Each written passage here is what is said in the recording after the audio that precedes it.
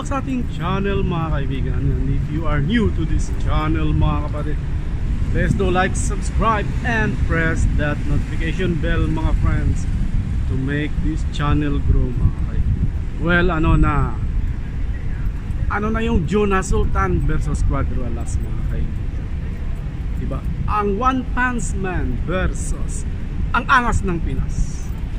Matutuloy pa ba yun mga kaibigan? Dahil as of now, wala pa talagang official na laban si Cuadro Alas mga kaibigan. Wala pa. Pero marami silang inaabangang laban.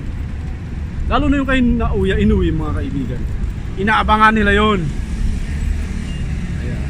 Pero ang totoo, wala pang official na laban. So itong si Jonas Sultan mga kaibigan, hinamon itong si Cuadro Alas sa isang activity fight mga kaibigan. Iwan natin kung matuloy ito o hindi mga kaibigan. At saka wala na rin mga bagong activity si Cuadro Alas mga kaibigan, diba? Walang mga bagong training. Ibig sabihin walang parating na laban.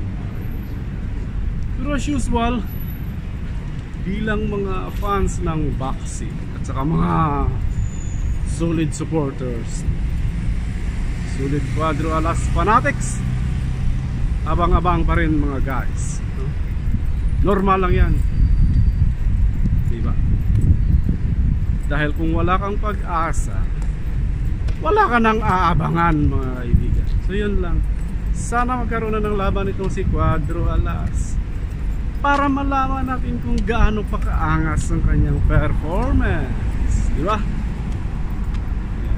Sabi nga nila, sa'yo na yung pagkaangas, sa'yo na lahat. Pero tingnan natin sa yung performance, kung ganun ka pa rin ba kaangas. Yung mga suntok mo at saka mga style mga kaibigan, sana ganun pa rin o higit pa mga kapatid, diba? So see you in our next vlog mga kaibigan.